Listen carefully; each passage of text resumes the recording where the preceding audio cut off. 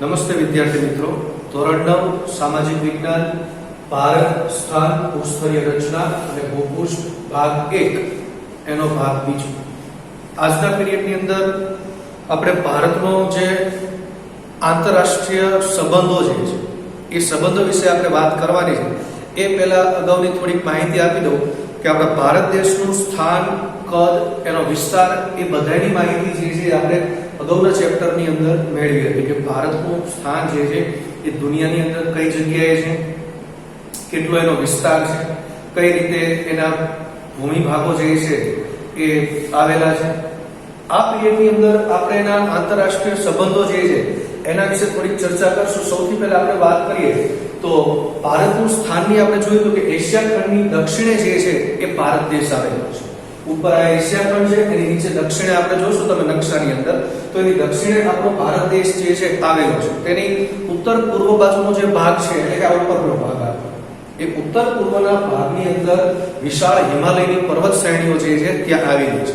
અને ત્યાં મહત્વના જે દેશમાં આપણે વાત કરીએ તો નેપાળ છે, ભૂતાન છે, ચીન છે, અહીંયા વચ્ચે તિબેટ આવેલું છે. તો મોટા ભાગના પ્રાચીન કાળના સંબંધે આ બધા વિસ્તારો જે છે એવા હતા કે જે ઉત્તર પૂર્વ પર્વત શ્રેણી જે છે ફેલાયેલી છે. એ તિબેટના ભાગની અંદર ચીનની સાથે આપણે મોટા ભાગે ઘાટ મારફતે જ અવન જવન થતી. હવે ઘાટ એટલે શું?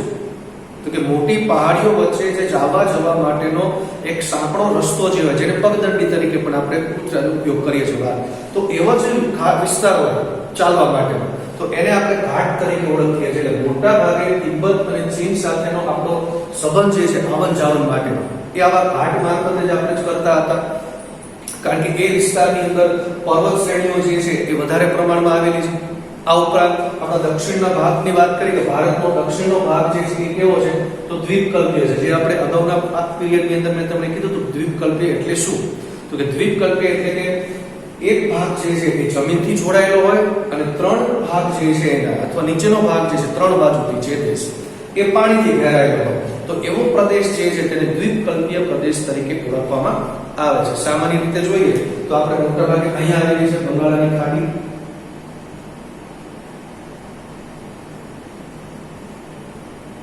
અહીંયા આવેલો છે અરબ સાગર અને નીચે આવેલો છે હિન્દ મહાસાગર.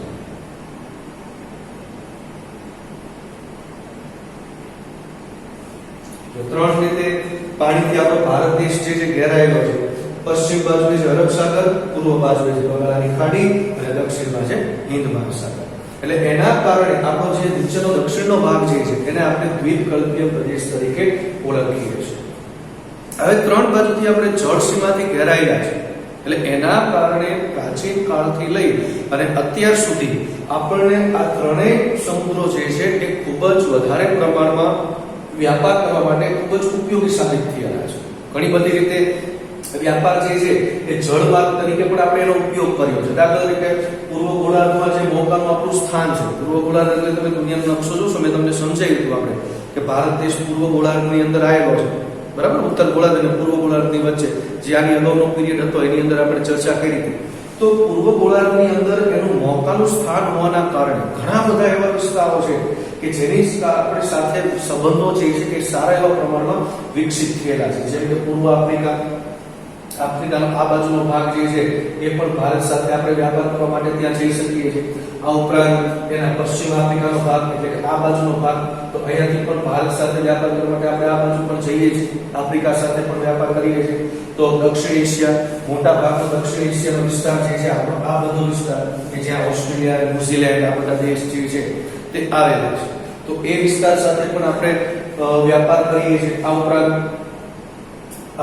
બીજી જે વાત કરી કે દક્ષિણ પૂર્વ એશિયાના દેશો જે છે એની સાથે પણ વ્યાપાર આપણે કરીએ છીએ.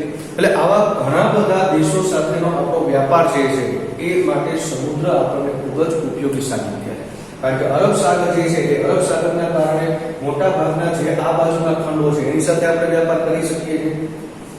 બંગાળની ખાડી જે છે એના કારણે આપણે જે પૂર્વ અને દક્ષિણ એશિયાના જે પણ કઈ દેશો છે એની સાથે વ્યાપાર કરી શકીએ છીએ. અને આ બાજુ જે છે હિન્દ મહાસાગર તો એના કારણે આપણે દક્ષિણ એશિયાના દેશો સાથે પણ વ્યાપાર કરી શકીએ છીએ. ઓસ્ટ્રેલિયા ખંડ જે છે એની સાથે પણ આપણે વ્યાપાર કરી શકીએ છીએ. એટલે વ્યાપાર માટે સમુદ્રો આપણને ખૂબ જ ઉપયોગી સાબિત થયા છે. અને આમ જોવા જઈએ તો હિન્દ મહાસાગર જે છે એની જેટલું મોકાનું સ્થાન એક પણ દેશને આપણે જેટલું ભારતને મળ્યું છે એટલું બીજા કોઈ પણ દેશને હિન્દ મહાસાગરની અંદર મોકાનું સ્થાન જે છે એ પ્રાપ્ત થયું નથી. કારણ કે મોટા ભાગે હિન્દ મહાસાગરના શીર્ષ સ્થાન એટલે કે બરાબર એના ઉપર જ આપણો ભારત દેશ આવેલો છે. અહીંયા હિન્દ મહાસાગર અને સીધો જ એની ઉપર જે છે આપણો ભારત દેશ છે. એટલે એના કારણે આપણા ગર્વ લેવા જેવી બાબત એ છે કે આ મહાસાગરનું નામ આપણા ભારત દેશના નામ ઉપરથી પડ્યું છે. દાખલા તરીકે આપણા ભારત દેશનું આપણું બીજું નામ છે હિન્દુસ્તાન. તો હિન્દુસ્તાનના નામ ઉપરથી હિન્દ મહાસાગર જે છે એ પણ નામ પાડવામાં આવ્યું છે. એટલે આપણા માટે આ ગર્વ લેવા જેવી એક બાબત છે કે ભારત દેશના નામ ઉપરથી મહાસાગરનું નામ જે છે એ પણ પાડવામાં આવ્યું છે. તો બીજી આપણે વાત કરી હતી તમે કે યુરોપ ખંડ સાથે વ્યાપાર જે છે એ મોટા ભાગે જે પણ કાંઈ આખો આ દક્ષિણ આફ્રિકા જે દેશ છે ત્યાંથી નીકળી અને પછી આપણા ખંડ જે છે ત્યાંથી નીકળી અને પછી ભારત સાથે વ્યાપાર કરવા માટે આવતા હતા. પરંતુ 1869 ની અંદર મધ્ય સમુદ્ર અને રાતો સમુદ્ર આ બંનેને જોડી દેવામાં આવ્યા. વચ્ચેનો જે જમીન ભાગ હતો એ જમીન ભાગ જે વિશ્વ પાસે આવેલો છે બરાબર. તો એ જમીન ભાગ જે છે એને તોડી અને મધ્ય સમુદ્ર અને રાતો સમુદ્ર આ બંનેને જોડી દેવામાં આવ્યો અને એક સુએઝ નહેર જે છે એનું નિર્માણ કરવામાં આવ્યું. આ સુએઝ નહેરનું નિર્માણ છે જે ફ્રેન્ચ એન્જિનિયર ધ લેસેપ્સ જે છે ફ્રેન્ચ એન્જિનિયર હતો એણે આ સુએઝ નહેરનું નિર્માણ કર્યું. એટલે એના કારણે આખી યુરોપ અને ભારત વચ્ચેનું અંતર જે છે એ 7000 કિલોમીટર જેટલું ઘટી ગયું છે. કારણ કે માની લો કે યુરોપમાં છે આફ્રિકા ખંડ જે છે ત્યાંથી ફરી અને પછી જે ભારત પહોંચાતું પણ હવે સીધું જ આપણા ભારતમાંથી જે પણ કંઈ અરબ સાગર જે છે ત્યાંથી થઈ અને ભૂમધ્ય સમુદ્રમાંથી થઈ અને સીધા જ આપણે ક્યાં થઈ શકીએ છીએ યુરોપ. એટલે 7000 કિલોમીટર જેટલું અંતર જે છે ભારત અને યુરોપ ખંડ વચ્ચે ઘટી ગયું છે. એટલે એ પણ વ્યાપારની બાબતમાં પણ સારી રીતે થઈ શકે. આ ઉપરાંત ઓસ્ટ્રેલિયા, આફ્રિકા, યુરોપ આ બધાને સાંકળતા જળમાર્ગો જે છે એ પણ આપણા ભારત થઈને જ જાય છે. એટલે અહીંથી આફ્રિકાથી ઓસ્ટ્રેલિયા જવું હોય તો પણ આફ્રિકાથી ભારત પાસેથી જ જવું પડશે હિન્દ મહાસાગરમાં. ઓસ્ટ્રેલિયાથી આપણે યુરોપ જવું હોય તો પણ હિન્દ મહાસાગરમાં થઈને જ અહીંથી પછી સીધું યુરોપ જઈ શકાય છે અથવા તો અહીંયાથી પણ સીધું યુરોપ જઈ શકાય છે સુએઝ નહેરમાંથી. એટલે આ બધા જળમાર્ગો જે છે એ પણ આપણા ભારત થઈને જ નીકળે છે. અહીંયા આવેલું ઇન્ડોનેશિયા જે છે એ ઇન્ડોનેશિયામાં મલાક્કાની જે સમુદ્ર ધુની છે. હવે સમુદ્ર ધુની એટલે શું?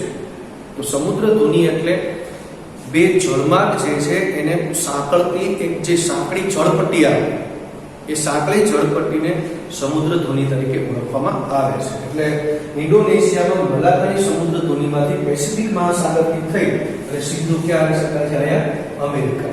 એટલે એ પણ આપણા ભારત પાસેથી જ થઈને આપણે આવી શકીએ છીએ. નીચે ઉપર કેનેડા છે તો કેનેડા પર પહોંચી શકાય છે. એટલે યુએસ, કેનેડા આ બધા જે ઇન્ડોનેશિયાની સમુદ્ર મલાક્કા નામની સમુદ્ર ધુનીમાંથી ત્યાં પહોંચી શકાય છે. તો આ ઉપરાંત ભારત દેશની અંદર આપણે બીજા ઘણા બધા એવા દેશો જે છે કે જેની સાથે આપણે પ્રાચીન કાળથી સંબંધો કેળવા છે.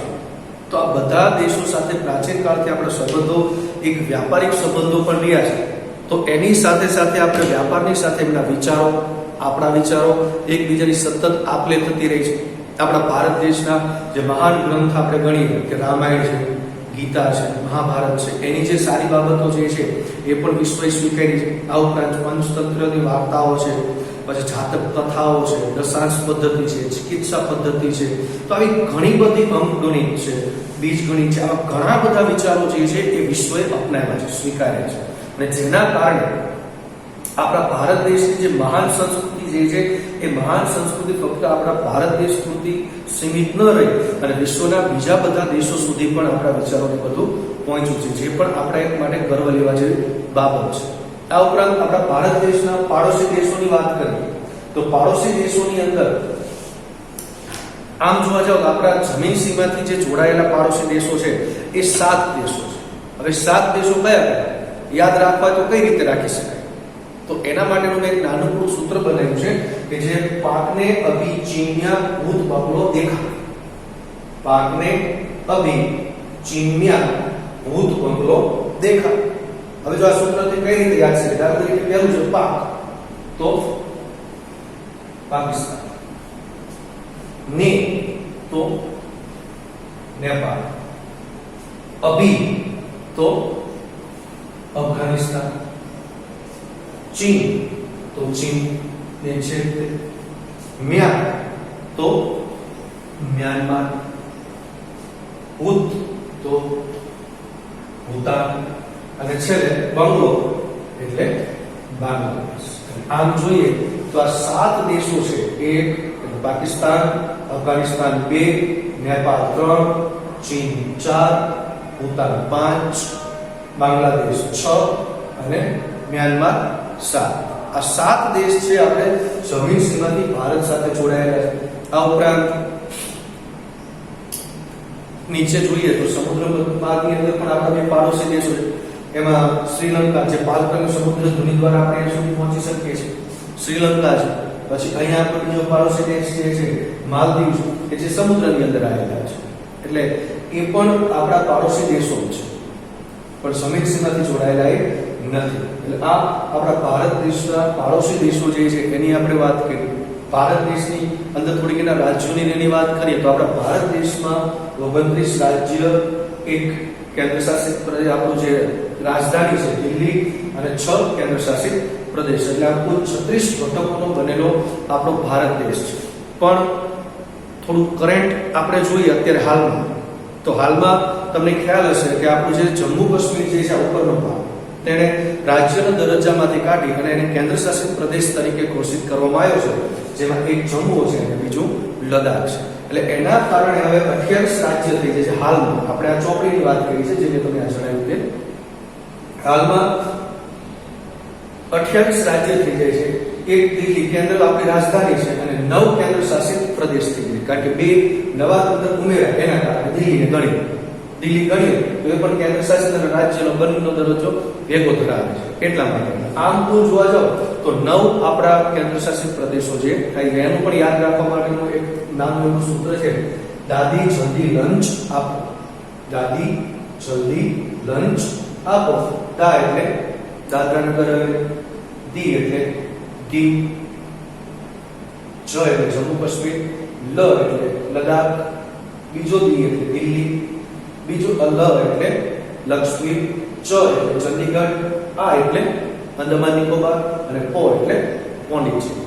એટલે આવી રીતે આપણા ભારત દેશ જે છે એનો કુલ રાજ્ય અને કેન્દ્ર શાસિત પ્રદેશો હાલમાં આવેલા છે. હવે આ પછીના પ્રકરણની ચર્ચા આપણે અગાઉના પીરિયડમાં કરીશું. બસ.